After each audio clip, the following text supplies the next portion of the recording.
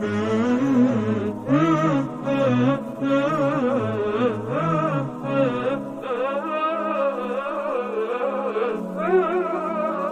اور مسلم میں حدیث ہے کہ قیامت والے دن اللہ کے سائے کے سوا کوئی سایہ نہیں ہوگا۔ محدثین نے اس کی تعویل کی ہے کہ اللہ کے سائے سے مراد اللہ کے عرش کا سایہ۔ تو پھر آپ علیہ السلام نے فرمایا کہ البتہ 7 قسم کے لوگ ہیں جنہیں اللہ کے عرش کا سایہ نصیب ہوگا۔ پہلے نمبر پہ فرمایا عادل حکمران۔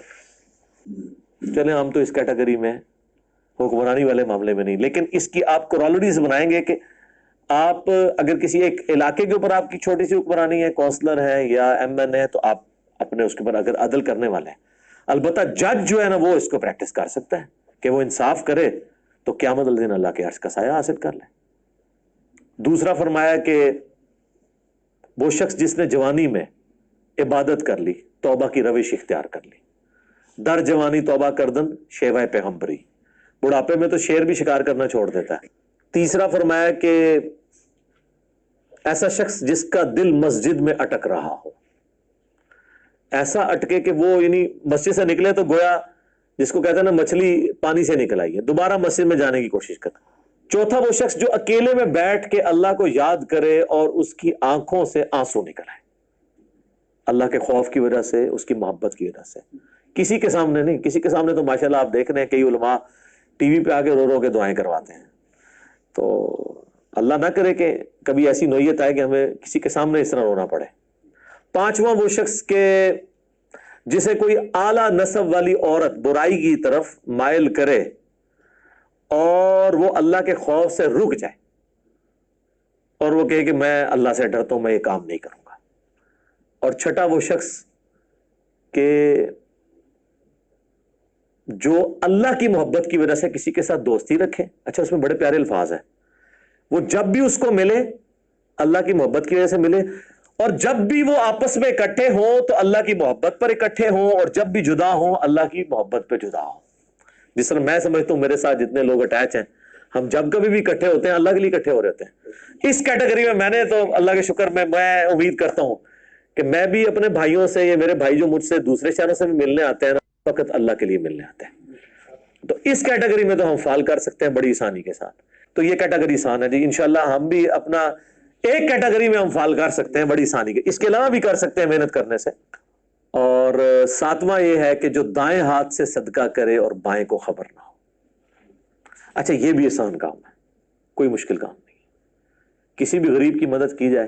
ابھی یہ جو کورونا کے دن چل رہے ہیں، آپ دیکھیں کئی لوگوں کے کاروبار اجڑ گئے ہیں، ان کے لیے بیسک نیڈز کو میٹ کرنا مشکل ہو گیا، تو آپ اگر ان کے لیے مدد کر سکتے ہیں۔ لیکن یہ ہے کہ اپنے اپنے رشتہ دار، اپنے اپنے جو قریبی محلے دار ہیں، ہر بندے نے اس کو دیکھنا ہے، وہ اس کی ذمہ داری ہے۔ تو یہ 7 کے 7 لوگ جو ہیں، وہ کوئی بھی ان میں سے کسی ایک کیٹیگری میں فال کر گیا تو اس سے اللہ کے عرش کا سایہ نصیب ہوگا۔ لیکن اس کے ساتھ یہ لازمی چیز ہے کہ وہ باقی معاملات کو بھی لے کے چلتا ہو۔ یہ نہیں ہے کہ وہ اللہ کی راہ میں صدقہ اور خیرات تو کر رہا ہے، نماز کوئی نہیں پڑھ رہا۔ یہ احادیث میں جتنے فضائل آتے ہیں نا، یہ اس شخص کے لیے ہوتے ہیں جس نے بیسک ڈیٹم لیول اچیو کیا ہوتا ہے۔ مثلا میں کہوں کہ ہاں بینک میں اکاؤنٹ کھول سکتے ہیں، اب یہ انڈرسٹوڈ ہے کہ اگر آپ کے پاس پاکستان کا شناختی کارڈ ہے، شناختی کارڈ کے بغیر اکاؤنٹ نہیں کھولتا، ٹھیک ہے، یہ انڈرسٹوڈ ہے۔ اب آپ نہیں کہہ سکتے نہیں میں پاکستان کا شہری ہوں، سب کچھ ہوں، میرا اکاؤنٹ کھولنا چاہیے، نہیں، شناختی کارڈ اس کے لیے شرط ہے۔ اسی طریقے سے نماز شرط ہے مسلمان ہونے کے لیے۔ قرآن میں آیا نا منیبین الیہ، اللہ کی طرف رجوع لانے والے بنو، وَأَقِیمُوا الصَّلَاةَ، اور نماز کو قائم رکھو، وَلَا تَكُونُوا مِنَ الْمُشْرِكِينَ، اور مشرکوں میں سے نہ ہو جاؤ۔ یعنی جو نماز نہیں پڑھتا اللہ کے نزدیک وہ کیا ہے؟ اور مسلم شریف میں حدیث ہے 246 نمبر، بندے کے کفر اور اسلام، شرک اور ایمان کے درمیان فرق نماز ہے۔ لہٰذا یہ جتنی احادیث میں فضائل یا قرآن پاک میں فضائل آئے ہیں کہ آپ کو یہ کرنے کے اوپر یہ مل جائے گا، یہ مشروط ہے کہ آپ ڈیٹم لیول کا دین پریکٹس کیے ہوئے ہیں۔ اگر آپ نے وہ نہیں کیا ہوا پھر کوئی فضیلت نہیں آپ کے لیے۔ سبحان اللہ کے اوپر 10 نیکیاں آپ کو تبھی ملنی ہے جب آپ یہ باقی کام بھی کر رہے ہیں۔ وہ کہتے ہیں نا نہیں سبحان اللہ و بحمدہ 100 دفعہ پڑھ لیں تو سمندر کی جھاگ کے برابر بھی گناہ معاف ہو جائیں گے۔ نماز نہ پڑھے بے شک، اس طرح نہیں ہوگا۔